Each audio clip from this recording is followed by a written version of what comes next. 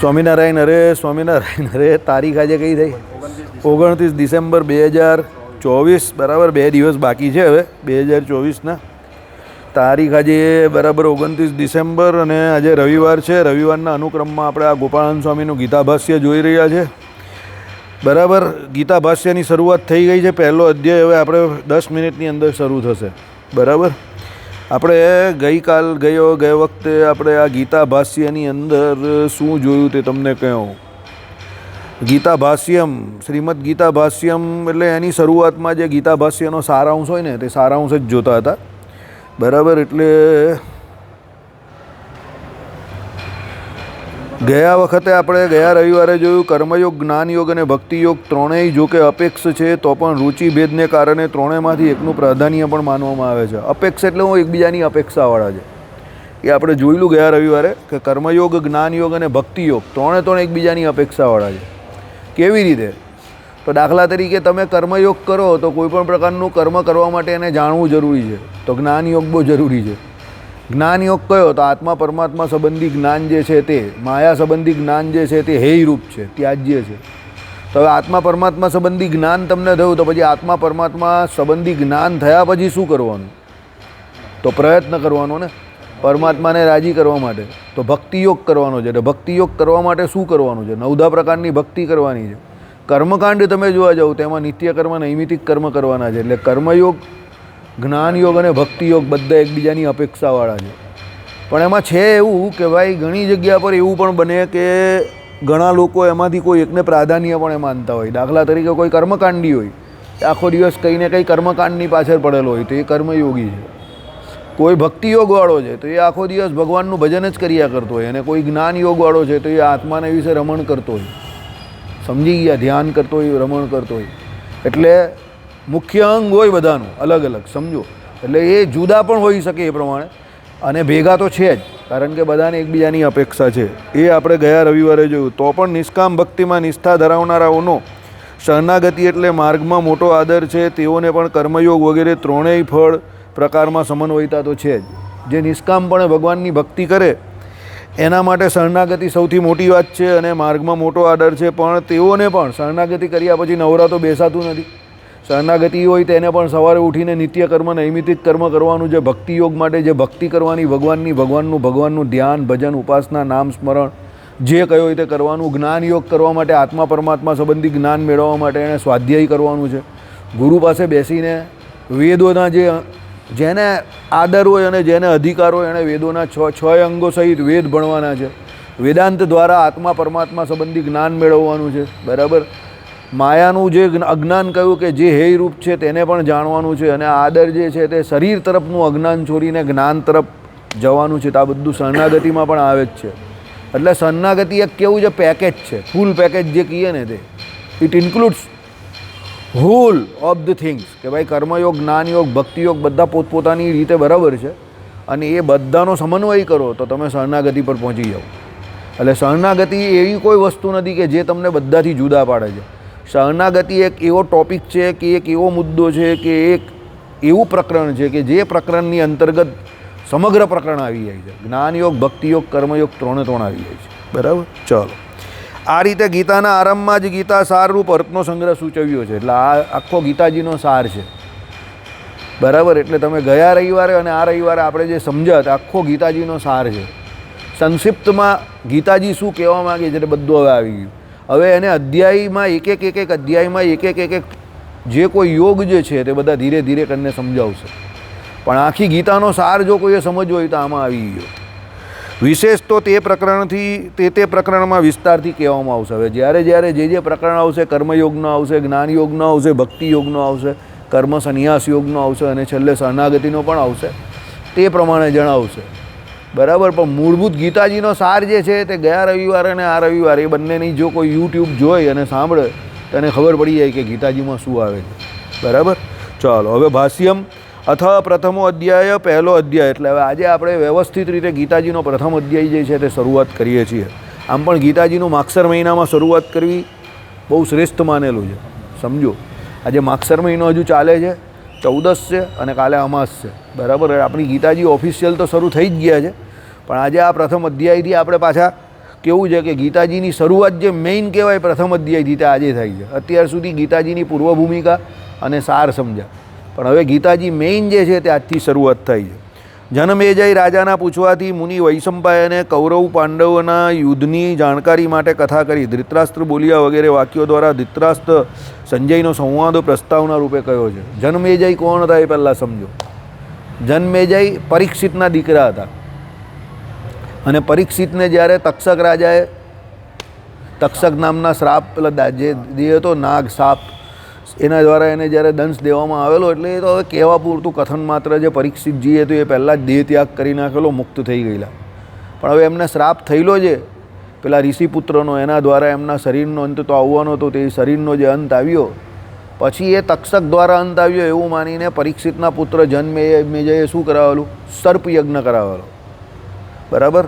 આસ્તિક મુનિ દ્વારા એ સર્પ યજ્ઞ કરાવેલો અને દુનિયાના જેટલા હતા કે ભાઈ બ્રહ્માંડના જેટલા પણ સાપો હતા તે બધાની આહુતિ આપતા હતા. બેઠા બેઠા બધા ખેંચાઈને ત્યાં આવે.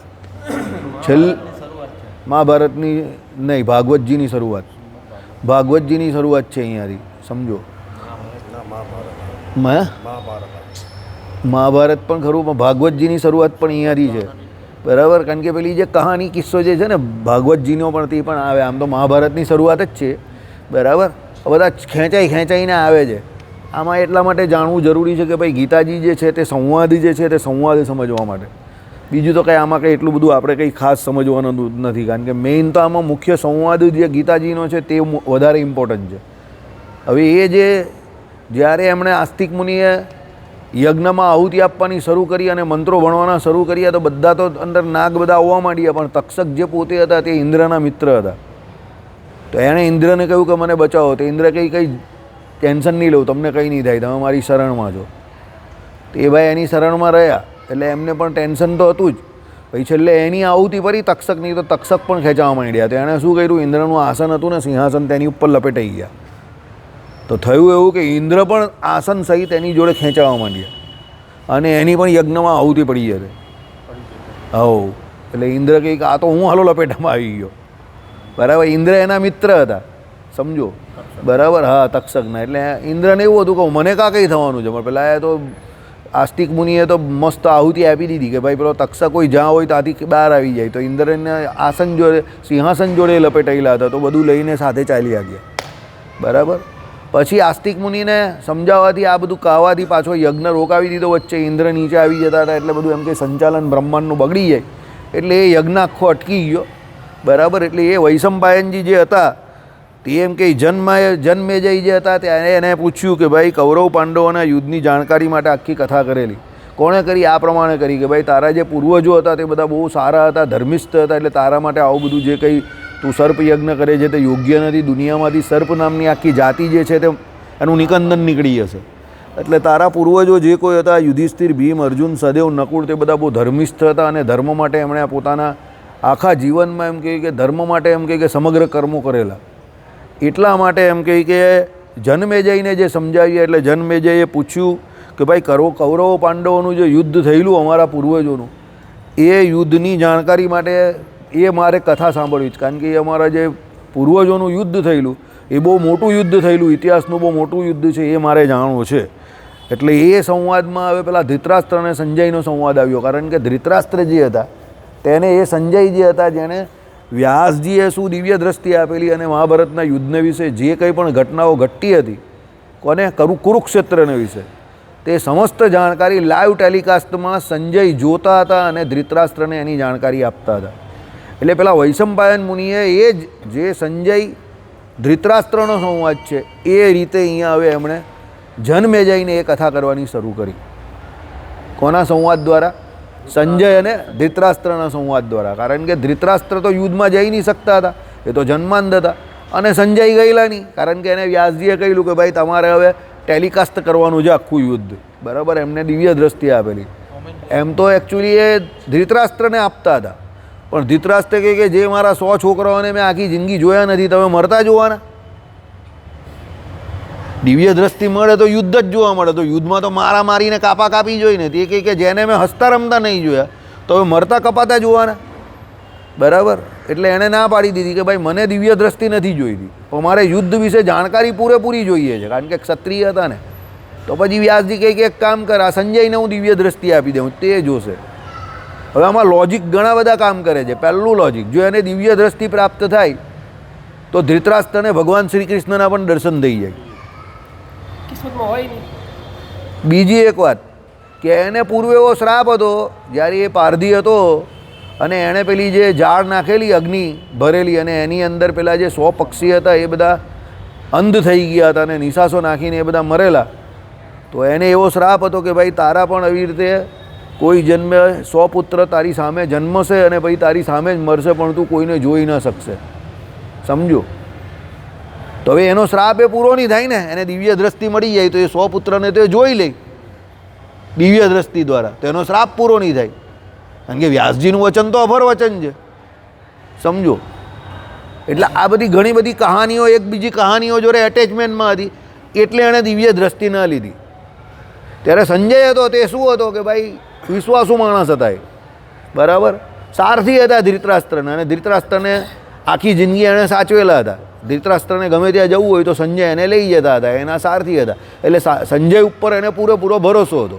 એટલે એણે એમ કહ્યું કે ભાઈ મારે આ બધું જોવું, કાપા કાપી મારામારી લાઈવ ટેલિકાસ્ટમાં, ભલે દિવ્ય દ્રષ્ટિ મળે પણ જોવાની તો મારકાટ જ છે ને. એના કરતાં સંજય જે કંઈ જોશે તે જોશે, મને ખાલી એ સંભળાવશે એમ. એટલે એણે આ પ્રમાણે કહ્યું. એટલે ધૃતરાષ્ટ્ર અને સંજય વિશે જે કોઈ મહાભારતના યુદ્ધને વિશે જે કોઈ ઘટનાઓ ઘટતી હતી, અને સંજય જે એને લાઈવમાં જોતા હતા અને ધૃતરાષ્ટ્રને શબ્દો દ્વારા જે એનું વર્ણન કરતા હતા, એ સંવાદ હવે અહીંયા મૂકેલો છે. સમજો. સંવાદ હંમેશા જાણી લેવા. કોઈ પણ કથા વાર્તા સાંભળીએ ને તો એના સંવાદ પહેલાં સમજી લેવાના, નહીં તો બહુ ગડબડ થાય. કોણ કોણે શું કહે છે કંઈ આઈડિયા જ નહીં આવે પછી તમને. બરાબર. ચલો. શ્લોકનો અર્થ. ધૃતરાષ્ટ્ર બોલ્યા, હે સંજય, ધર્મના સ્થાનભૂત કુરુક્ષેત્રમાં યુદ્ધ કરવાની ઈચ્છાથી કુરુક્ષેત્રમાં એકઠા થયેલા મારા અને પાંડુપુત્રોએ શું કર્યું? ક્ષત્રિય વૃત્તિ તો છે જ ને મેઇન. સમજો. ધૃતરાષ્ટ્ર ક્ષત્રિય હતા, તો યુદ્ધને વિશે શું થાય છે એને જાણવાની ઈચ્છા એને પૂરેપૂરી હોય. અને બીજી એને ઈચ્છા શું છે કે એના છોકરાઓ યુદ્ધ કરી રહેલા છે. કોની જોડે? પાંડવો જોડે. એટલે એને એવું હતું કે ભાઈ મારા છોકરાઓ શું કરે છે એ બી જોઈએ ને ત્યાં જઈને. બરાબર. એટલે એને એવી ઈચ્છા હતી, એટલે એણે પૂછ્યું કે ધર્મના સ્થાનભૂત કુરુક્ષેત્રમાં. હવે અહીંયા ધર્મના સ્થાનભૂત કુરુક્ષેત્ર કેમ કહ્યું? કુરુક્ષેત્ર બહુ પવિત્ર જગ્યા છે, અને કુરુક્ષેત્રમાં જે આ યુદ્ધ રાખેલું એનું પણ મહાભારતને વિશે કારણ કહ્યું છે. ભગવાન શ્રી કૃષ્ણએ એવું કહ્યું કે ભલે તમે ભાઈઓ ભાઈઓ લડો અને ભારત વર્ષના બધા રાજાઓ આમાં યુદ્ધ કરે, પણ આપણે એવી જગ્યા પર યુદ્ધ રાખીએ કે જેમાં જે જીતે તે તો આ લોકનું સુખ ભોગવશે, પણ જે મૃત્યુને પામશે, જેનો દેહ પડી જશે, તે બધા સ્વર્ગ સમાન સુખ પામશે, બધા સ્વર્ગને પામશે. એવી જગ્યા ઉપર આપણે યુદ્ધ કરીએ કે ત્યાં એક વખત એનું શરીર કોઈનું છૂટે તો પણ એ સ્વર્ગલોકને પામે. કુરુક્ષેત્ર એટલે પવિત્ર, એટલી પવિત્ર જગ્યા હતી કે ત્યાં જેટલા લોકો એ યુદ્ધમાં મર્યા તે બધા છેલ્લે સ્વર્ગમાં ગયા. સમજો. એટલા માટે એને ધર્મક્ષેત્રે કુરુક્ષેત્રે કહ્યું. જગ્યાનો પ્રતાપ છે. જગ્યાનો બહુ મોટો પ્રતાપ હોય, તમને લાગે એવું. ક્ષેત્રનો બહુ મોટો પ્રતાપ હોય. જગ્યા એટલે એવી વસ્તુ છે કે ત્યાં ભલભલું જે ન થતું હોય તે બધું થઈ જાય. સમજો. મેં એવા વકીલો જોયા છે કે જેના ટેબલ પર દુનિયાભરના ઝઘડા ચાલતા હોય ને તે બધા ઝઘડા ત્યાં જાય, 2-5 વાર જાય, 10 વાર જાય, પણ છેલ્લે એ ઝઘડો એ ટેબલ પર જ મટે. બોલો. એ વકીલ પણ કહે કે તમે લડો અત્યારે, તમારા ભાગ્યમાં જેટલા પૈસા જવાના હશે અને જેટલો તમારો સમય બગડવાનો હશે એટલે બગડશે, પણ છેલ્લે તમારે પટશે આ ટેબલ પર જ. વકીલ પણ જાણતો હોય, પણ એને એ પણ ખબર હોય કે ભાઈ એનું પેટ જે ભરાય છે તે તો કેસ લડવાથી જ ભરાય છે. બરાબર. પણ છેલ્લે તમે જોજો 100માંથી 60-70 કેસ જે હોય ને તે પેલા ટેબલ પર જ પૂરા થાય. બાકી કોર્ટમાં ચુકાદા તો 30-40% કેસના માંડ આવતા હોય. બરાબર. એટલે એનું કારણ શું છે તે તમે સમજો કે એ પેલું વકીલનું ટેબલ હોય ને, એક ક્ષેત્ર, એ જગ્યા હોય.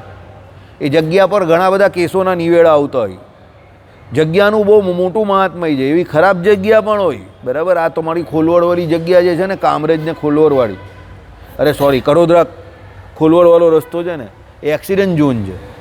તમે જોજો ત્યાં ઘણા બધા એક્સિડન્ટ થાય. એવા ઘણા બધા હાઈવે પર એક્સિડન્ટ ઝોન પણ છે. તો ત્યાં શું ઘણા બધા લોકો મરેલા હોય, એક્સિડન્ટ થતા હોય, અવગતે ગયા હોય. હા.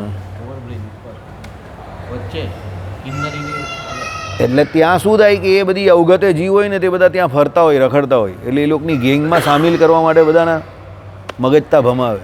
મારા કાકી ગુજરી ગયા ને એને 21 જીવ લીધા ડાવડી નો છોડી એની ગતિ થઈ 21 જીવતા મારું.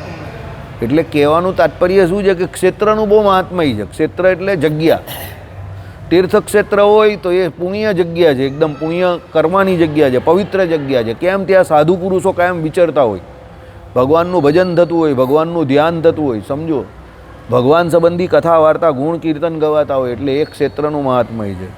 તીર્થનું મહાત્મય છે, જ્યાં નદી કિનારો હોય અને મંદિર હોય અને ત્યાં સત્સંગ થતો હોય, ભજન થતું હોય, તો એનું મહાત્મય છે. એટલે કહ્યું અન્ય ક્ષેત્રે કૃતમ પાપમ તીર્થક્ષેત્રે વિનશ્યતિ, તીર્થક્ષેત્રે કૃતમ પાપમ વજ્રલોપો ભવિષ્યતિ. વજ્રલેપો ભવિષ્યતિ એટલે તીર્થમાં કરેલું પાપ જે છે તે વજ્ર જેવું થઈ જાય, એ ભોગવવું પડે.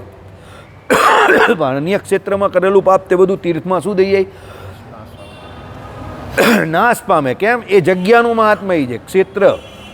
એટલે અહીંયા કહ્યું કે ભાઈ ધર્મના સ્થાનભૂત કુરુક્ષેત્રમાં, કે કુરુક્ષેત્ર જ કેમ એ જગ્યા, કોઈ બીજી જગ્યા કેમ નહીં? તો આને લીધે કે એ જગ્યાનું મહાત્મય છે. કુરુક્ષેત્રને વિશે પરશુરામ ભગવાને ક્ષત્રિયોને મારીને લોહીના કુંડ ભરેલા, અને બીજા જે સામાન્ય જનો હતા એમને એવું કહેતા હતા કે આ લોહીના કુંડમાં જે સ્નાન કરશે એ બધાનો મોક્ષ થઈ જશે. બરાબર, પંગો બંધ કરી દે ને જરા.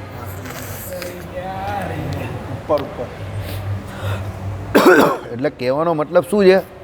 જગ્યાનું મહાત્મય. કે ભાઈ ક્ષત્રિયોને મારેલા હોય અને લોહીનું કુંડ હોય, તો લોહી તો એક અતિશય તમોગુણી વસ્તુ છે, તો એમાં સ્નાન કરવાથી થોડું કોઈનું કલ્યાણ થાય. સમજો. પણ ભાઈ કહેનાર કોણ છે? તો પરશુરામ ભગવાન પોતે છે.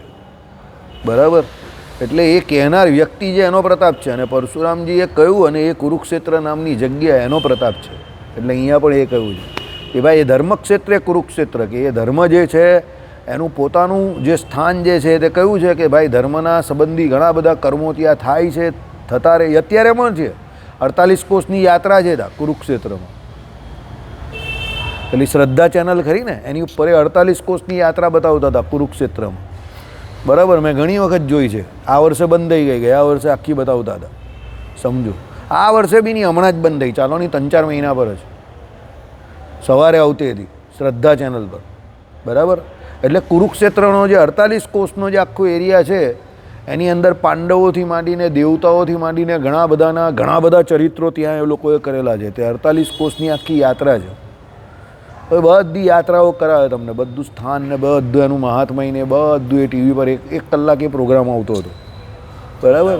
હા, શ્રદ્ધાવન ઉપર અત્યારે યુટ્યુબ પર અવેલેબલ હશે, જોવું હોય તો જોઈ લેજો. બરાબર, મેં તો ઘણી વખત જોયું છે. બરાબર. એટલે કહેવાનો મતલબ શું છે કે એ જગ્યા જે છે તે પૂર્ણ પવિત્ર છે. યુટ્યુબ પર ઘણી વખત આમ પણ બહુ શ્રદ્ધા પર બી મેં પહેલાં જોયું, પેલા કોરોના કાળ દરમિયાન બહુ આવતું હતું. એ કોરોનામાં પેલા ઘરમાં નવરા બેઠેલા હોય ને તો એ ચાલુ કરીને બેસીએ ને તો એ બહુ આવતી હતી 48 કોષની યાત્રાની. બધી જગ્યાનું મહાત્મય ને બધું બતાવતા હતા, સ્થાન પર જઈને બતાવતા હતા. અમુક જગ્યા તો એવી છે કે ગામડાઓમાં ખેતરાની વચ્ચે છે, આપણે એમ થાય કે અહીંયા છે પણ હવે આજુબાજુ કંઈ મળે નહીં, પણ ત્યાં એક નાનું સરખું મંદિર હોય, એક વડલો હોય ને અહીંયા આ મહાત્મય છે એમ કરીને એ જણાવતો હોય. બ્રહ્માજીના કુંડ ને બધું જ છે ત્યાં. એક બ્રહ્માજીનો કે એનો કોઈનો કુંડ પણ છે. બહુ બધું ઘણું બધું છે ત્યાં. બરાબર. ચાલો, એટલે અહીંયા કુરુક્ષેત્ર કહ્યું, ત્યાં યુદ્ધ કરવાની ઈચ્છાથી કુરુક્ષેત્રમાં એકતા થયેલા. ભાઈ યુદ્ધ કરવા બધા આવેલા, ત્યાં કોઈ મિજબાની કરવા, પાર્ટી કરવા તો આવેલા નહીં 31st. બરાબર. ત્યાં બધા યુદ્ધ કરવા ભેગા થયેલા. તો એ કોના? ધૃતરાષ્ટ્રના એટલે કૌરવ અને પાંડુના પુત્રોએ શું કર્યું કે ભાઈ ત્યાં ભેગા થઈને એ લોકો શું કરે છે એ મને જણાવો. એવી ધૃતરાષ્ટ્રએ કોને પૂછ્યું? સંજયને પૂછ્યું. બરાબર. ભાષ્યાર્થ. હવે જે સંસ્કૃતમાં જે શ્લોક જે છે, બરાબર, એની ટીકા કરેલી છે તે ભાષ્યનો હવે અહીંયા અર્થ કરે છે. બરાબર. પહેલો આ શ્લોક હતો, પહેલો હતો ત્યાં આપણે શ્લોકાર્થ જોયો. બરાબર.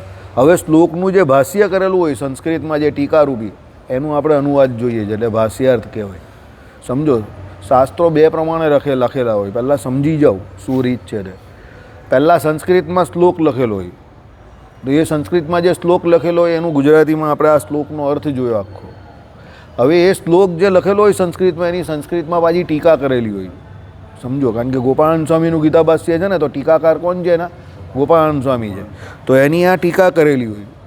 હવે જે પ્રકાશક જે છે એણે શું કરેલું હોય કે જે ટીકા ગોપાળાનંદ સ્વામીએ કરેલી છે તેનું અહીંયા નીચે હવે આ ભાષ્યાર્થ એટલે ગુજરાતીમાં અનુવાદ કરેલું હોય. એટલે એ ભાષ્યાર્થ જે ગોપાળાનંદ સ્વામીએ સંસ્કૃતમાં કર્યું એનું અહીંયા ગુજરાતીમાં અનુવાદ છે. સમજ પડી કે ના પડી?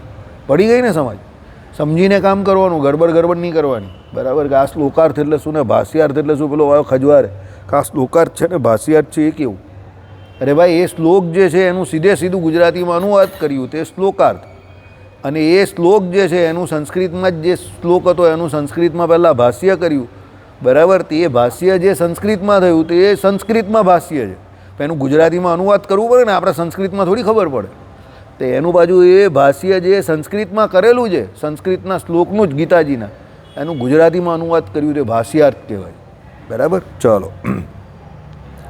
હે સંજય, દેવ યજનરૂપ કુરુક્ષેત્રમાં જાબાલ શ્રુતિ કહે છે. મહર્ષિ જાબાલી હતા, બરાબર? પાંડવોના સમયમાં હતા, અરે સોરી, રામચંદ્ર ભગવાનના સમયમાં હતા. અયોધ્યા નરેશ આપણા જે એ ખરા ને દશરથ રાજા, એના દરબારમાં બેસતા હતા મહર્ષિ જાબાલી. લોકો એવું કહે છે કે ભાઈ એ નાસ્તિક હતા, બરાબર? નાસ્તિક દર્શનને માનતા હતા, પણ ઘણા પાછા વક્તાઓ એવું કહે છે કે ના, એ નાસ્તિક દર્શનને નહીં માનતા હતા, પણ એવી એ એક્ટિંગ કરતા હતા, નાસ્તિક મતનો પ્રચાર પ્રસાર કરવા માટે એવું કહેતા હતા. બાકી એ પોતે વેદને પણ માનતા હતા અને પુરુષોત્તમ નારાયણ પણ ભગવાનને પણ માનતા હતા, બરાબર? કારણ કે એવા સંવાદી જે છે તે અમુક પાછા રામાયણમાં છે એમના જ. તો એ જો નહીં માનતા હોય તો પછી એવા સંવાદે બોલે જ નહીં. એટલે ઘણા વખતે એવું કહે છે કે એ નાસ્તિક હોવાનો દાવો કરતા હતા, કે એવી એક્ટિંગ કરતા હતા, પણ મૂળભૂત એ માનતા નાસ્તિકવાદને નહીં હતા, બરાબર? હવે જે હોય તે, પણ મહર્ષિ જાબાલી આ પ્રમાણે વ્યક્તિ આવા હતા, એ તમને જણાવી દઉં. એ કાળમાં હતા. વશિષ્ઠ અને જાબાલીના ઘણા બધા સંવાદો એ રામાયણમાં તમને જોવા મળે. કોના? વાલ્મીકી રામાયણમાં. હે? જાબાલી પછી ગોપી ભક્તિ કરવા માટે ગોપી પણ બનેલા, એવું કહે છે ઘણા, કે બીજા જન્મમાં પછી ગોપી બનેલા, બરાબર? એટલે હવે એ તો બધી વાત જે હોય તો અંતર્ગત વાત હોય, બરાબર? એટલે એ બધી વાત જોડે આપણે કંઈ બહુ એટલા બધા સંબંધ નથી. પણ શું હોય, વિદ્વાનો વચ્ચે પણ ઘણી બધી બાબતમાં વિરોધાભાસ હોઈ શકે છે, બરાબર? ચાલો. જાબાલી શ્રુતિ છે તે પછીનું કુરુક્ષેત્ર દેવોનું યજન સ્થાન, બરાબર? એટલે કુરુક્ષેત્ર કેવું છે? બધા દેવો માટેનું યજન સ્થાન છે. જે આપણે હમણાં વાત કરીને 48 કોષની યાત્રા છે, ઘણા બધા દેવોના ત્યાં સ્થાન છે, એટલે દેવોનું યજન સ્થાન છે. સઘળા પ્રાણીઓનું બ્રહ્મ સદન છે. જીવ પ્રાણી માત્ર જે કોઈ છે એના માટે બ્રહ્મ સદન છે, એટલે ભગવાનને મેળવવાનું સ્થાન છે. સતપથ શ્રુતિ કહે છે કુરુક્ષેત્ર એટલે દેવી યજન સ્થાન, ત્યાં એકત્ર થયેલા મારા પુત્રો પ્રેમ ભાવ દર્શાવે છે, તથા પાંડુના પુત્રો એ અપ્રીતિ સૂચક છે. એટલે એણે શું કર્યું? પાંડવોના પુત્રોની ઉપર એને બહુ હેત નહીં હતું, એના પ્રત્યે એમને દ્વેષ હતો. કોને? ધૃતરાષ્ટ્રને. કેમ? કારણ કે એમને એવું હતું કે યુધિષ્ઠિરને લીધે દુર્યોધનની ગાદી ગઈ, એટલે પાંડુને લીધે જેમ મને અન્યાય થયો, હું અંધ હતો એટલે જન્માંધ હતો એટલે ગાદી મને મળે એવું હતું, તો મને જેમ અન્યાય થયો એમ મારા પુત્રને પણ અન્યાય થયો, એવું એ માનતા હતા. એ કોને લીધે? યુધિષ્ઠિરને લીધે. એટલે પાંડુ પુત્રો પ્રત્યે એમને પહેલેથી શું હતું? દ્વેષ હતો, અપ્રીતિ હતી. પણ પોતાના પુત્રો પ્રત્યે શું હતું? પ્રેમ ભાવ દર્શાવે છે. એ પ્રમાણે કહે છે, બરાબર? હવે પાછો શ્લોકાર્થ, બીજો શ્લોક ચાલુ થયો. તે સમયે રાજા દુર્યોધને વ્યૂહમાં ગોઠવાયેલી પાંડવોની સેનાને જોયા પછી દ્રોણાચાર્ય પાસે જઈને આ વચન કહ્યું. દુર્યોધન હતા તે કોના રાજા હતા? આ બાજુ હસ્તિનાપુરના રાજા હતા, બરાબર? એણે શું જોયું? યુદ્ધમાં પાંડવોની સેના જે આખી ગોઠવાયેલી હતી, તો યુદ્ધ કરવામાં નિષ્ણાત તો કોણ હતા? આચાર્ય દ્રોણ હતા. તે આચાર્ય દ્રોણ જોડે એ બધું સમજવા ગયા કે ભાઈ વ્યૂહ જે છે આ પાંડવોની સેનાનો એ આપણે સમજી લઈએ, એમ કરીને એ દ્રોણાચાર્ય પાસે ગયા, કારણ કે દ્રોણાચાર્ય તો એક્સપર્ટ હતા યુદ્ધને વિશે. હવે એનો ભાષ્યાર્થ, એટલે શું ભાષ્યાર્થ થયો આ શ્લોકનો? વરી વિલક્ષણતા દર્શાવે છે. શું વિલક્ષણતા? પાંડવોના સૈન્યને ધૃષ્ટધુમ્ન વગેરે શકટવ્યૂહ વગેરે પ્રકારની રચનાથી ગોઠવાયેલી યુદ્ધ માટે સજ્જ કરેલી વિચારીને યુદ્ધ તૈયારીઓ મધ્યે ધનુર્વિદ્યા શીખવનાર દ્રોણ ગુરુ પાસે જઈને આ પ્રમાણેનું વાક્ય બોલ્યા.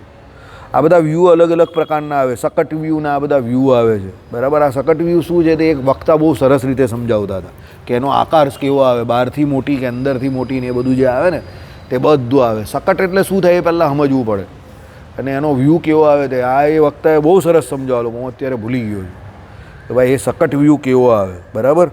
ધૃષ્ટદ્યુમ્ન જે હતા તે પાંડવોના પ્રધાન સેનાપતિ હતા, અયોની જ હતા, બરાબર? એ યજ્ઞ દ્વારા એમની ઉત્પત્તિ થયેલી અને દ્રૌપદીના ભાઈ હતા, અને બહુ મોટા લડવૈયા હતા, બરાબર, યુદ્ધમાં બહુ મોટા લડવૈયા હતા એ પણ. એટલે પાંડવોના પ્રધાન સેનાપતિ પહેલેથી છેલ્લે દિવસ સુધી 18 દિવસ સુધી ધૃષ્ટદ્યુમ્ન રહેલા પાંડવ પક્ષના.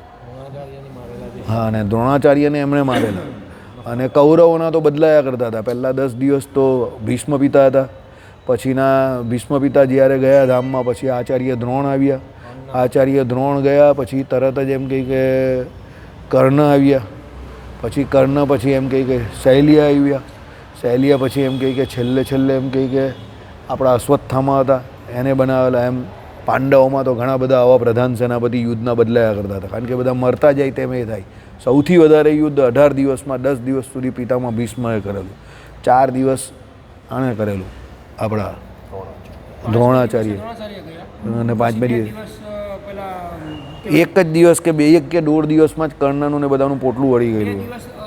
કર્ણ રહ્યો, છેલ્લે દિવસે દુર્યોધન ગયો, ને શૈલ્ય 1 દિવસ રહેલા. એ અડધો દિવસ જ રહેલા ખાલી. કર્ણ વચ્ચે બપોરે મળ્યો ને સાંજે પછી સત્તા સાંભળે એ પણ ગયા, બધા ચાલ્યા ગયેલા, બરાબર. એટલે 18 દિવસમાં આટલા પ્રધાન સેનાપતિ ગયેલા. અને યુદ્ધ પૂરું થવા આવેલું ને દુર્યોધન જ્યારે એની જાંઘ ફાટી ગયેલી ને બેઠેલો હતો ત્યારે એણે લોહીથી અને તિલક કરીને અશ્વત્થામાને પ્રધાન સેનાપતિ બનાવેલા છેલ્લે.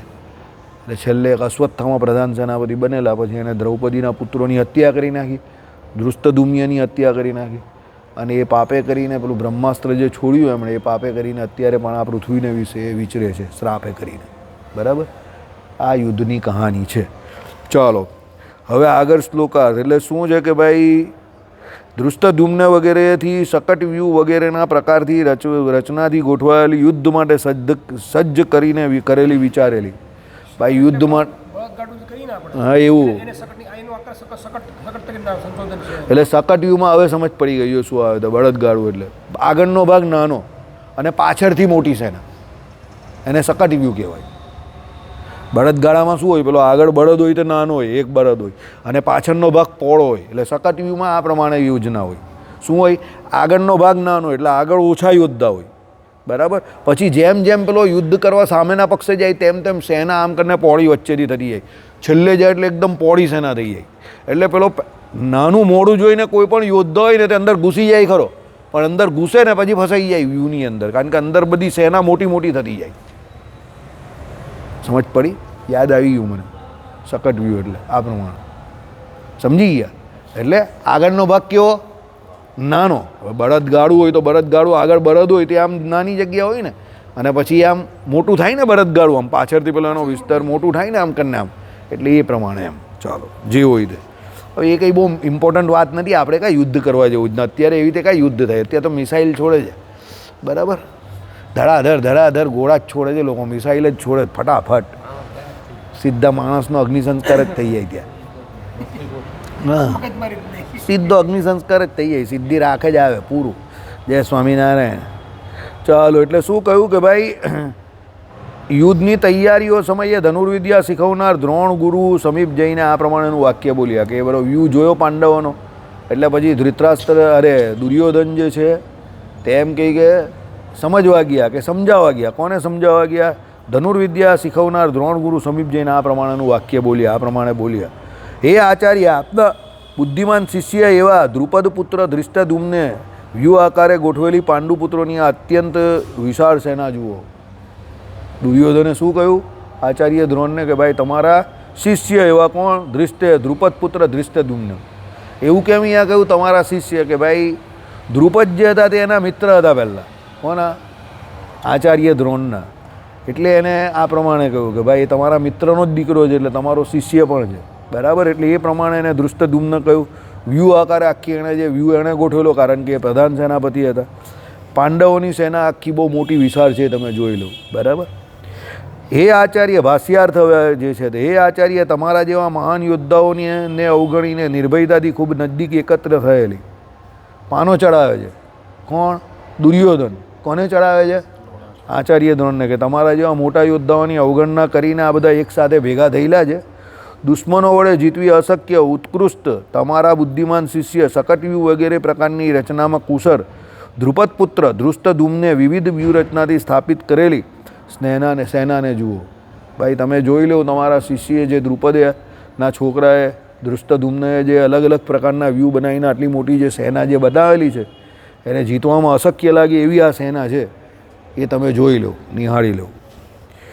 શ્લોકાર્થ. આ સૈન્યમાં મોટા ધનુષ્ય ધારણ કરનારા અને યુદ્ધમાં ભીમ અને અર્જુન જેવા શૂરવીર, સાત્યકી, વિરાટ, મહારથી અને રાજા ધ્રુપદ, ધૃષ્ટકેતુ, ચેકિતાન, બળવાન કાશીરાજ, પુરુજીત, કુંતીભોજ, પુરુષ શ્રેષ્ઠ શૈબ્ય, પરાક્રમી યુદ્ધામન્યુ અને બળવાન ઉત્તમોજા, સુભદ્રાપુત્ર અભિમન્યુ તેમજ દ્રૌપદીના 5 પુત્ર, આ બધા જ મહારથીઓ છે.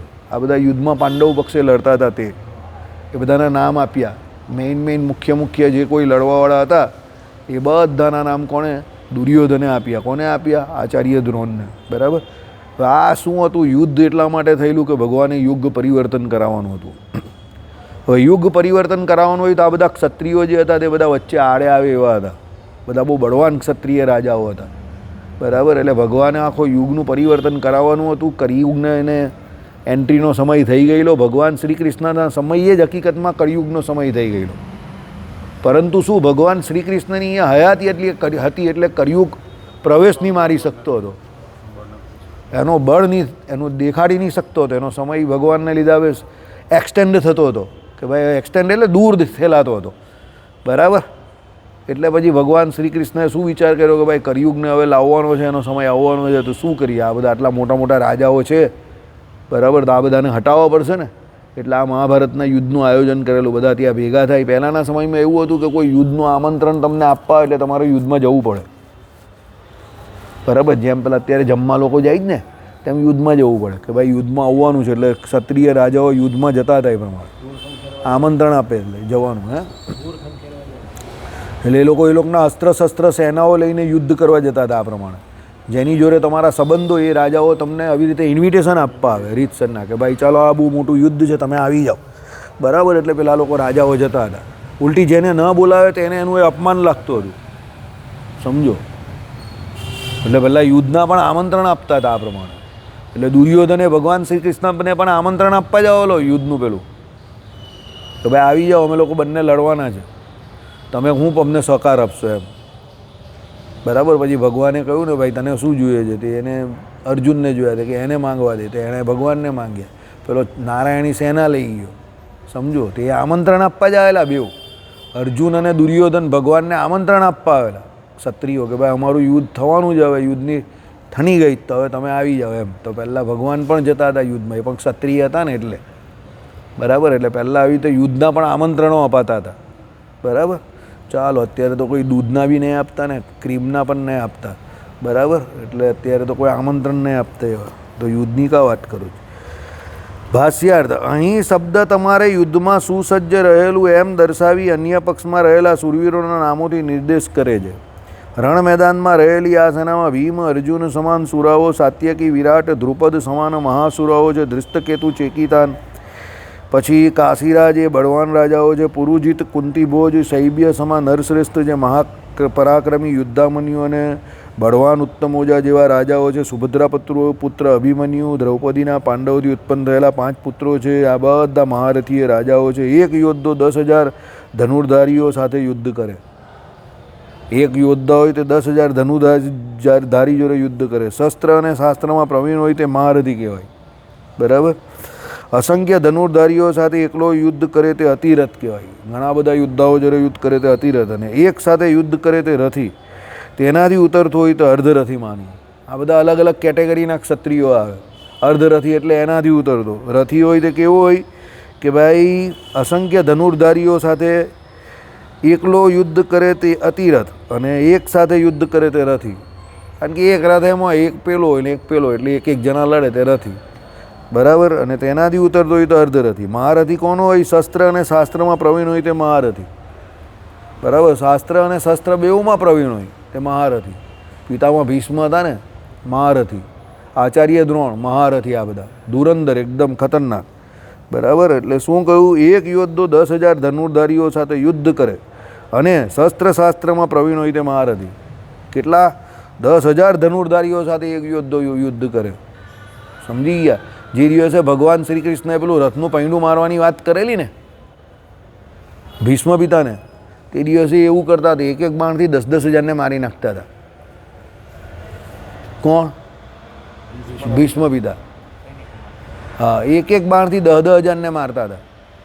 એક બાણને સંકલ્પ કરે એટલે 10,000 બાણ થાય, 10,000 માણસ મરતા હતા. બરાબર, કારણ કે એણે શું કરવાનું હતું? સલીમ કો ટેન્શન દેને કા હતા. બરાબર, એણે ભગવાનને ટેન્શન આપવાનું હતું. ભગવાનને પણ માર્યા, રથને પણ માર્યા, ઘોડાને પણ બાણ માર્યા, ભગવાનને મારી દીધા, અર્જુનને બધાને જ બાણ માર્યા, ધડાધડ. ચસકી ગયેલું ત્યારે ભીષ્મ પિતાનું. બરાબર, હું ફરી એને પણ એવું થઈ ગયેલું કે મારો કાપો. બરાબર, ભગવાનને શું હતું? પ્રતિજ્ઞા ભંગ કરાવી હતી ને કે ભાઈ અમે હથિયાર ન ઉચકશું. એટલે એમણે એ દિવસે નક્કી કરી નાખેલું કે આજે તો સાફો પાડી દેવું છું. બરાબર, એટલે ઘણા બધાને મારી નાખેલા. એ મહારથી હતા, સમજ્યા? કેમ? જો એક યોદ્ધો 10,000 ધનુર્ધારીઓ સાથે યુદ્ધ કરે તો એ ભીષ્મ પિતા એવા હતા. શસ્ત્ર અને શાસ્ત્રમાં પ્રવીણ હોય, શસ્ત્ર શાસ્ત્ર બેવ એને બહુ સારા આવડતા હતા. મહાભારતનો તમે આખા સંવાદો જો તો એના જેવા શસ્ત્રધારી કોઈ નહીં, એના જેવો શાસ્ત્રમાં જાણનારા પણ કોઈ નહીં હતા. બરાબર, એટલે એ મહારથી હતા. બરાબર, ચાલો. અસંખ્ય ધનુર્ધારીઓ જોડે એકલો યુદ્ધ કરે તે અતિરથ, બીજા અસંખ્ય બીજા હોય તેની જોડે યુદ્ધ કરે તે અતિરથ, એક જોડે કરે તે રથી એમ. અને એનાથી ઉતરતો હોય તો અર્ધરથી. આપણા મંડળમાં તો કોઈ અર્ધરથી પણ નથી. બરાબર, બધા ઢીલા છે, ભાગમ ભાગે ભાગા. પેલો યુદ્ધ કરવા એટલે હું હમણાં આવું છું એમ કરીને સીધો ચાલ્યો જાય. હા, મારા હથિયાર બધા ઘસાઈ ગયેલા છે, ઘરે જઈને ઘસીને આવું છું. બરાબર, એટલે પેલો ઘરે જઈને પાલિશ બાલિશ કરે ને બૂટ પહેરને ભાગી જાય પછી. ચાલો, એ બ્રાહ્મણ શ્રેષ્ઠ, હવે આપણી સેનામાં પણ જે મુખ્ય શૂરવીરો છે તેમને પણ આપ જાણી લો. મારી સેનામાં જે નાયકો છે તેમના નામનો પરિચય આપું છું. હવે દુર્યોધન શું કહે છે ભાઈ? પોતાની સેના જે છે એની ઓળખાણ આપે છે કે ભાઈ આપણી સેનામાં પણ ઘણા બધા આવા મોટા મોટા યોદ્ધાઓ છે, એ પણ તમે જાણી લો. ઉત્કૃષ્ટ યોદ્ધાઓ છે, એમનો પરિચય, સેનાપતિ નેતાઓ છે એ કયા હતા? તે બંને પ્રકારના વિશિષ્ટ નાયકોમાં પ્રથમ શ્રેષ્ઠ નાયકોને પ્રકાશિત કરે છે આપ સ્વયં. આચાર્ય દ્રોણ પોતે જ બહુ શ્રેષ્ઠ નાયક હતા. બરાબર, પછી પિતામાં ભીષ્મ, કર્ણ, સંગ્રામ વિજયી, કૃપાચાર્ય. બરાબર, કૃપાચાર્ય પણ બહુ પાવરફુલ યોદ્ધા હતા, કુલગુરુ હતા ને એમ એ લોકોના તે. બરાબર, અશ્વત્થામાં પણ બહુ જોરદાર હતા, એને પણ સમસ્ત વિદ્યાઓને જાણનારા હતા. વિકર્ણ, બરાબર, આ લોકના જે ભાઈ હતા તે જ. કોના ભાઈ? હા, કૌરવોના ભાઈ હતા, દુર્યોધનનો જ ભાઈ એટલે કૌરવોના ભાઈ. પછી સોમદત્તનો પુત્ર જયદ્રથ, દુર્યોધનની જે બેન હતી ને પેલી દુસ્સલા, એને પરણેલો હતો ને જયદ્રથ. તે પેલો એક દિવસ ભારી પડેલો ને 4 ભાઈઓને, તે જયદ્રથ. બરાબર, એવા બીજા પણ મારા માટે જીવનની આશા ત્યજનારા. જીવનની આશા ત્યજનારા કેમ? કે બધા લડવા આવ્યો તો જીવનની આશા ત્યજનારો એ જ આવે ને. બાકી તો બધા લડવા આવ્યો, જેને જીવન પ્રત્યે મોહ હોય તો થોડો લડવા આવે. બરાબર, એ તો કહે કે ભાઈ તું જા, હું પછી આવું છું. બરાબર, ઘણા બધા શૂરવીરો અનેક પ્રકારના અસ્ત્ર શસ્ત્રથી સજ્જ છે, તેમજ સર્વે યુદ્ધમાં નિપુણ છે. બીજા ઘણા બધા શૂરવીરો આવેલા છે અસ્ત્ર શસ્ત્ર લઈને. બરાબર, અને શું છે એ લોકો? યુદ્ધમાં નિપુણ છે. અસ્ત્ર અને શસ્ત્ર વચ્ચે શું ફરક છે? બોલ ભાઈ, what is the difference between અસ્ત્ર એન્ડ શસ્ત્ર?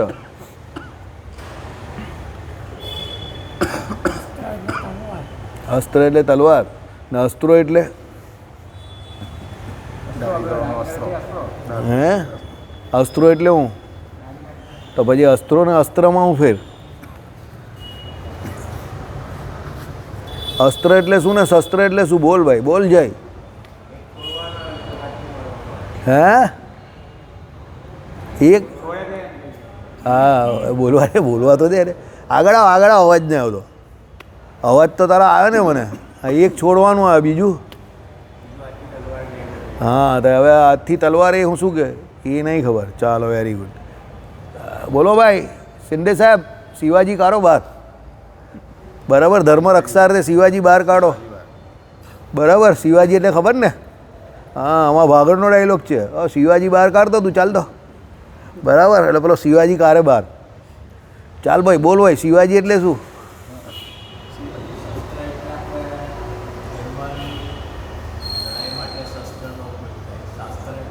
હવે શાસ્ત્રની અસ્ત્ર, શસ્ત્ર ને અસ્ત્ર. શાસ્ત્રો બધાને ખબર જ છે જ્ઞાનનો ઉપયોગ.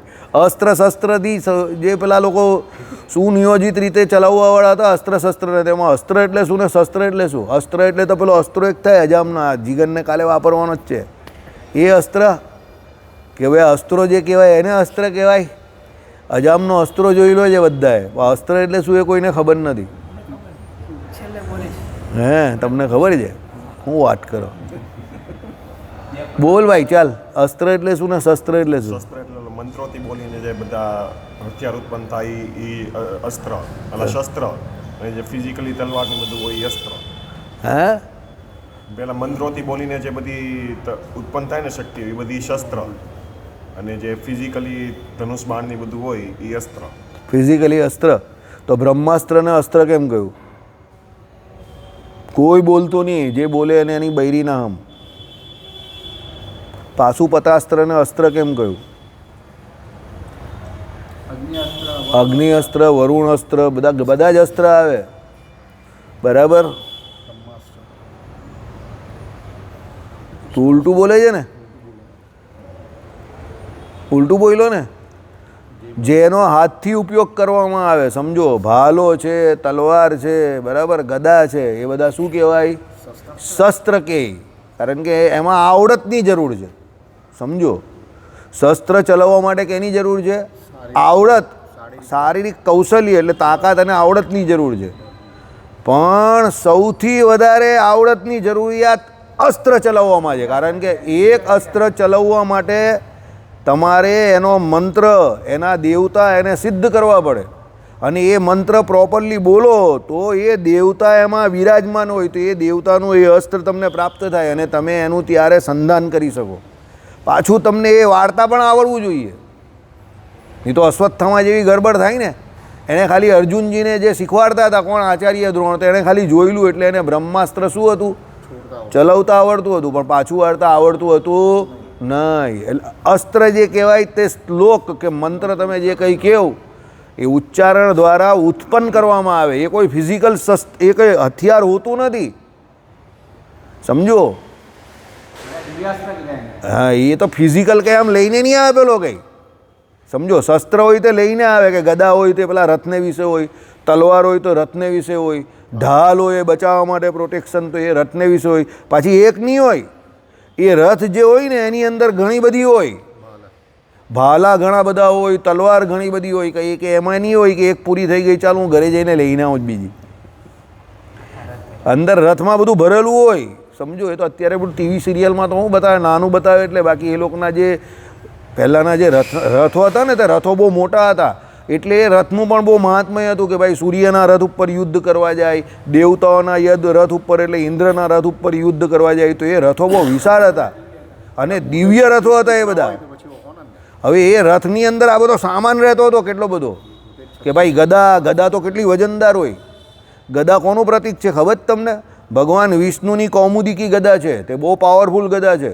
સમજો, તો એ ગદા આદિ જે કોઈ અસ્ત્રો જે કંઈ કયા, એટલે શસ્ત્રો જે કંઈ કયા, તે બધું રથમાં રહેતું હતું. અને અસ્ત્રો જે છે એ તો એ લોકો ગુરુ પાસે સ્પેશિયલ એનો જે અધિકારી હોય. અધિકારી એટલે કેવો? માનવતાને માનનારો. હવે અત્યારે અણુબોમ્બ જે કહેવાય તે કેવો છે? ડેન્જરસ છે ને. આતંકવાદીઓ પાસે જો અણુબોમ્બ આવી જાય તો શું હાલત કરે? ગમે ત્યાં ચલવી નાખે કે નહીં?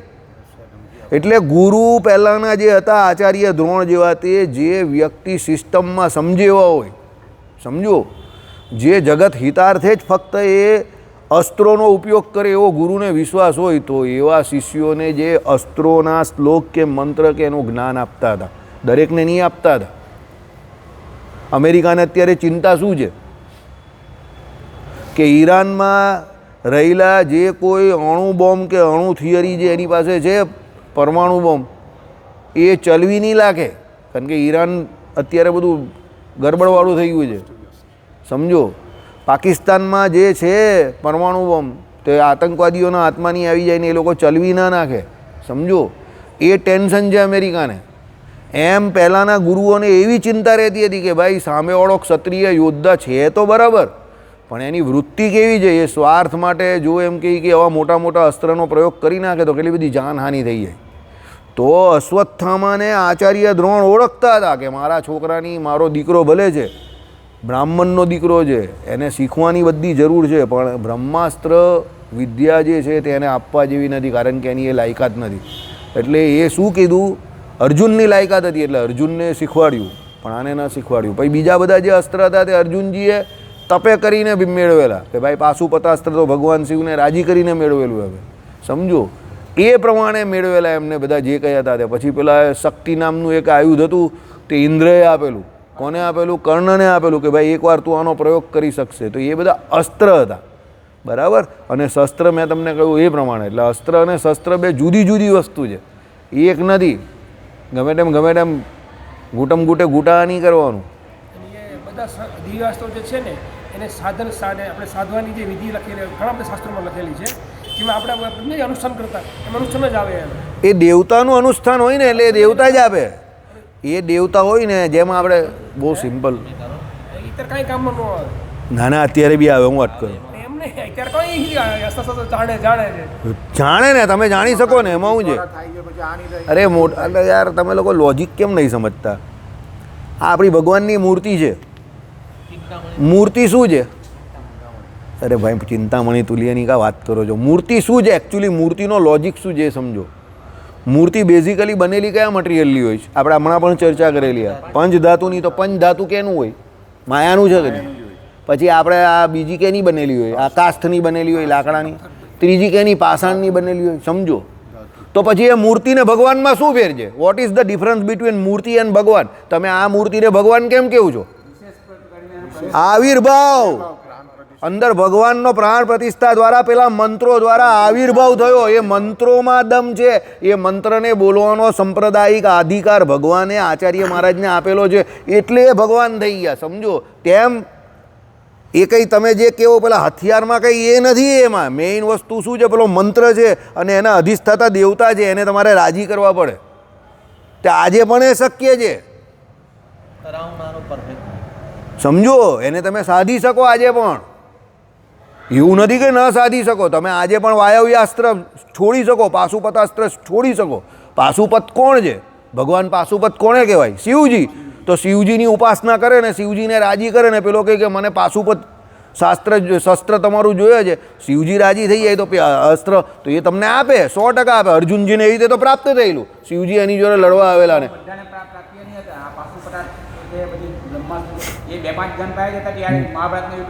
એટલે તમારે પહેલાં યોગ્યતા કેળવવી પડે. સમજો એ યોગ્યતા કેળવો એટલે એ દેવ જે છે એ દેવ તમને આપે. પછી જ્યારે એની જરૂર હોય ને ત્યારે એનું અનુસંધાન કરે. એ પ્રમાણે અનુસંધાન એટલે એ દેવને યાદ કરે મંત્ર દ્વારા, અને એણે એ સિદ્ધ કરેલું હોય એટલે અનુસંધાન કરે એટલે પેલા દેવતા જે છે તે જ એને આપે, અને પછી એ એનો ઉપયોગ કરે. સમજો આ એની રીત છે. એટલે એ અત્યારે પોસિબલ છે, ઇમ્પોસિબલ નથી. આ પેલી સમાધિ જેવી જ વાત છે કે એ પોસિબલ છે પણ અત્યારે લુપ્ત થઈ ગયેલી છે. તેમ આ પણ પોસિબલ છે વિદ્યા, પણ અત્યારે શું થઈ ગયું છે? લુપ્ત થઈ ગયું છે. હવે તમે સમજો જે તે ત્યારે આ બધી યુદ્ધમાં જે સામગ્રીઓ વપરાતી હતી, અસ્ત્ર શસ્ત્ર, અને તે પ્રમાણે જે એના દ્વારા જે મોટી જાનહાનિ થતી હતી એ મંત્રો દ્વારા થતી હતી. અત્યારે કેના દ્વારા થાય છે? કોમ્પ્યુટર યંત્રો દ્વારા થાય છે. કામ તો એ જ થાય જ ને. મિસાઇલ શું કરે છે? મિસાઇલ બધું તમારા કોમ્પ્યુટર પર ને એની ઉપર બધું સેટ કરી દે છે. આટલા કિલોમીટરની એની રેન્જ છે, એનું સ્થાન નક્કી કરે છે કે આ કયા સ્થાન પર જશે. તો સામેવાળું અહીંયા એન્ટી રડાર છે. એન્ટી રડારમાં શું જોતો હોય? તો અહીંયાના બધા આપણા વિમાનો ત્યાં જઈને જે હુમલો કરે છે એ જોઈ છે, તો એનું રડાર જઈને તોડવાનું છે. તો મિસાઇલ પર બધું એ ડિસ્ટન્સથી માંડીને એ બધું કેમેરામાં દેખાય, અને પછી પેલો એને સેટ કરે અને ધડ દઈને અહીંયાથી છોડે. 500 કિલોમીટરથી છોડે કે 300 કિલોમીટરથી કે 200 કિલોમીટરની જેવી એ મિસાઇલની રેન્જ હોય ત્યાંથી એને પેલો માપ આપીને એડજસ્ટ કરીને છોડે. એટલે જ્યાં પેલું રડાર હોય તે જગ્યા પર જે પડે ધાડ દઈને, અને પેલું રડાર સિસ્ટમ ઉડાડી દે. હવે તે સમય પર તમે જોજો જ્યારે જયદ્રથે દ્રૌપદીજીને છેડેલા, સમજો, તો દિશા સૂચક બાણ જે કહેવાય તે અર્જુનજીએ છોડેલું. રસ્તામાંથી એ પેલો એક જણ આવતો હતો વટે માર્ગુ કે કોઈ, તેણે કીધું કે મેં એક દ્રૌપદીજીની કે કોઈની ચીખ સાંભળી છે ને એની પાછળ આવી રીતે કોઈ જતો હતો, જયદ્રથ કે કોઈ જતો હતો એવું. તો ભીમસેન અને અર્જુનજી એને શોધવા ગયેલા. તો સમજી ગયા અર્જુનજી. તો ભીમસેન તો પછી દોડતા દોડતા એને પકડવા ગયા, પણ અર્જુનજીએ શું કર્યું? ત્યાં ઊભા દિશાસૂચક બાણ છોડ્યું, અને સીધું એ બાણ કાં પહોંચી ગયું? જયદ્રથ પાસે પહોંચી ગયું. અને દ્રૌપદીએ કહી દીધું કે જો આ એન્ટ્રી પડી ગઈ, આ લોકો આવી ગયા, આ લોકોને ખબર પડી ગઈ, મેં તને પહેલાં જ કહેલું કે તું બચી નહીં શકશે. આ ધનુર્ધારી અર્જુનનું એનું ગાંડીવમાંથી છૂટેલું એમ કે પાર્થનું બાણ છે આ એની ઓળખાણ છે અને આ દિશાસૂચક બાણ છે. આ બાણ તને ને મને શોધીને આવેલું છે. અહીંયા તું સમજ, તું અહીંયા બેઠેલો છે, અહીંયા ઊભો રહેલો છે, ઊભા ઊભા અર્જુન તને ન જોતો હશે તો પણ સાંધીને તને મારી શકશે, એટલી એની તાકાત છે. અને જયદ્રથને પરસેવા છૂટી ગયેલા. એ શું હતું? એ વિદ્યા હતી. સમજો, એ અત્યારની તમારી મિસાઇલ છે કે એ પ્રમાણે એરિયા નક્કી કરે છે, રેન્જ નક્કી કરે છે અને પછી એ જે રેન્જનું એ હોય એ પ્રમાણે જે સ્થાન પર એને એટેક કરવાનો એ કરે.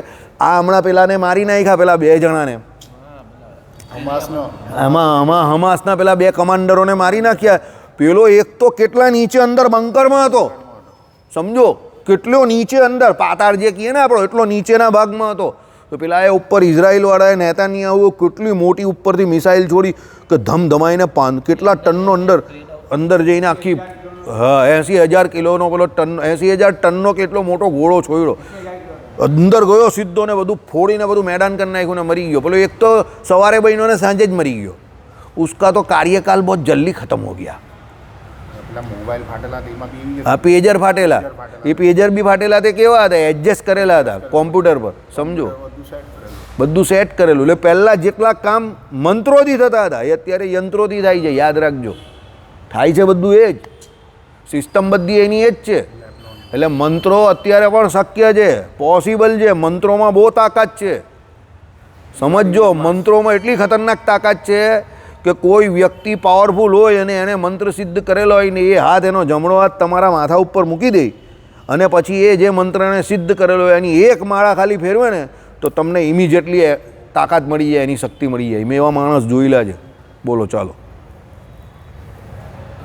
આ જેને આધા સીસીનો દુખાવો થતો હોય ને, અડધું માથું દુખતું હોય ને, એને કોઈ એવો માણસ મળી જાય ને અને એ એની એનર્જી આ પ્રમાણે હાથ મૂકીને એને સીધો મંત્ર જાપ કરે ને, ધમધમાઈને જોરદાર ગાયત્રી મંત્ર સિદ્ધ કરેલો હોય કે ઓમ નમો ભગવતે વાસુદેવાયનો મંત્ર સિદ્ધ કરેલો હોય, એની એક માળા ફેરવીને કહે કે જા હું તને આનું પુણ્ય અર્પણ કરું છું, પેલાને એનર્જી આવી જાય, એનો દુખાવો બધું બંધ થઈ જાય. મર્મસૂત્રનો ગ્રંથ છે એ લખેલું ગર્ગાચાર્ય છે. હા. એ ગ્રંથમાં આખી તાકાત બતાવી છે.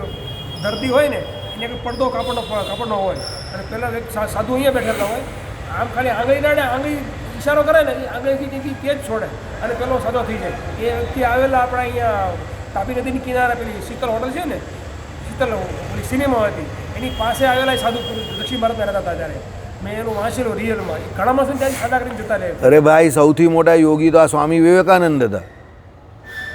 એણે એના યોગ દ્વારા જે શક્તિ ઉત્પન્ન કરેલી તે એની કોણીમાં વિશે શક્તિ હતી. તે આમ કરીને ઊભા રહી જતા હતા તો ભલભલાને રોકી નાખે એટલી તાકાત હતી.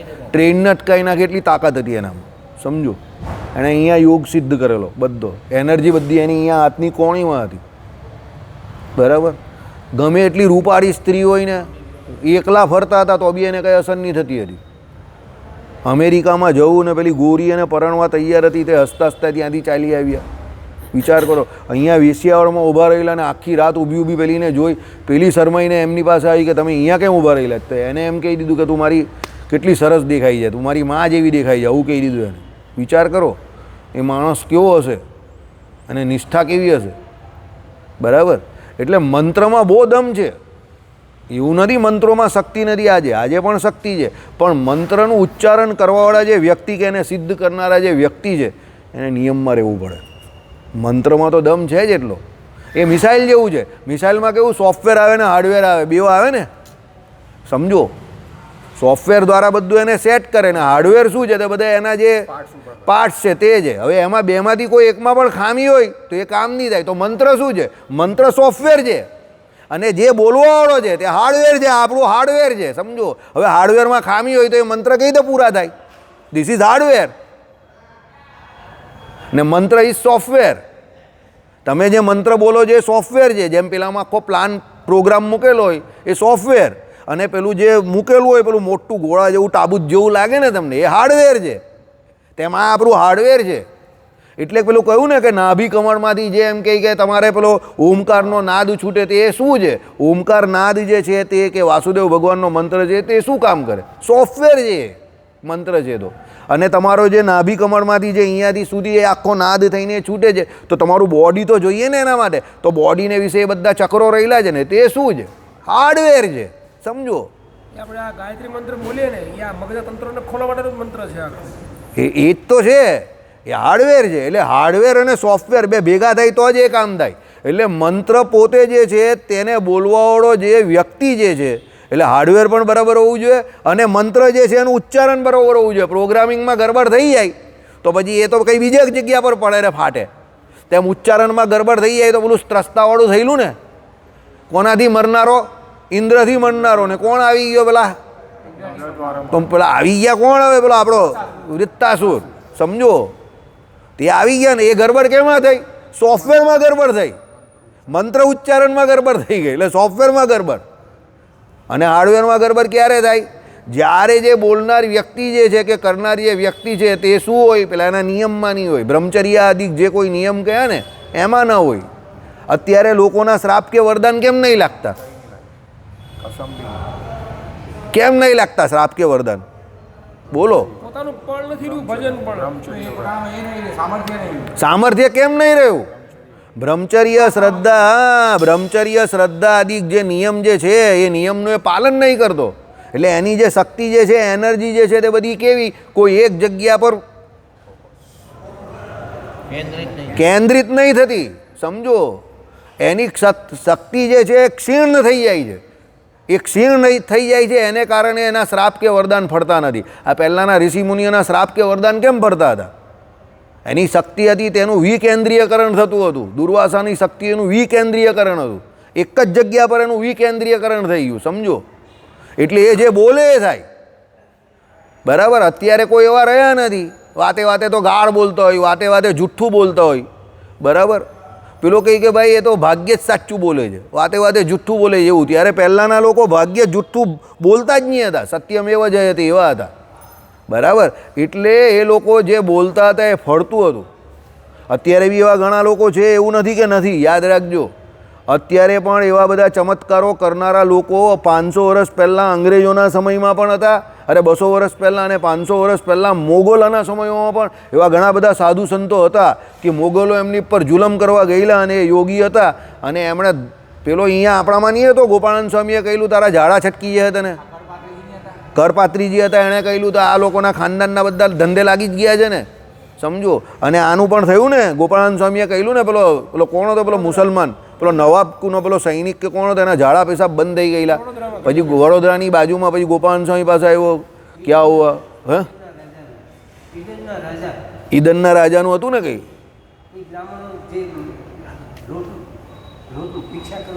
હા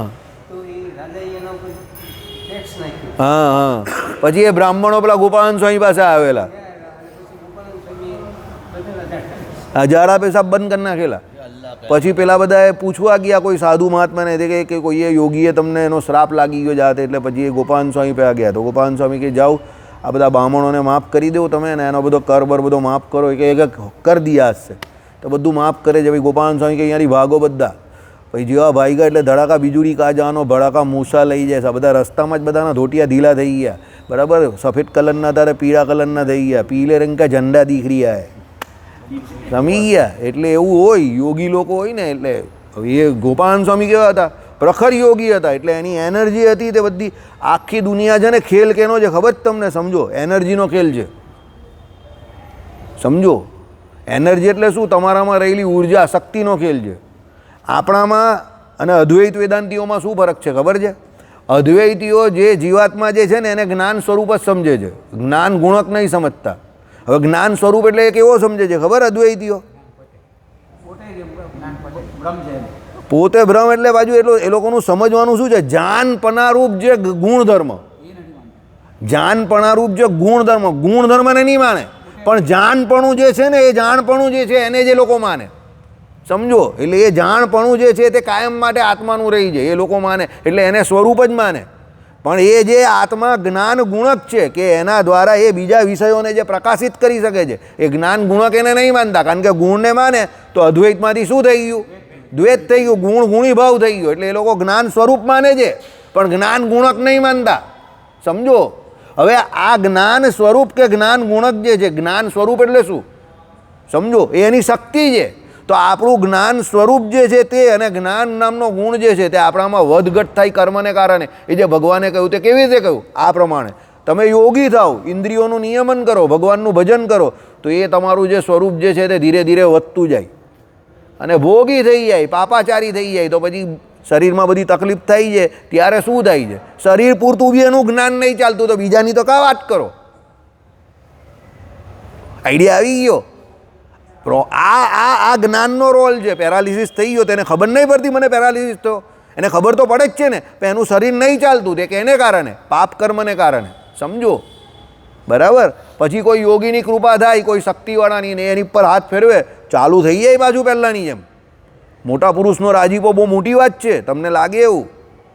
કારણ કે એ એની શક્તિ જે છે, મંત્રોની શક્તિ, તે પેલાને આપે છે, તો ચાલુ થઈ જાય. જો એ હકીકતમાં પાકો યોગી છે તો બરાબર. આ બહુ મોટું ગણિત છે, એવું નથી. દુનિયામાં બધું પોસિબલ છે અને બધી શક્યતાઓથી ભરેલી દુનિયામાં બધું જ શક્ય છે. એવું કોઈ દિવસ નહીં માનતા કે આ જમાનામાં શક્ય નથી. બધું જ શક્ય છે, યાદ રાખજો.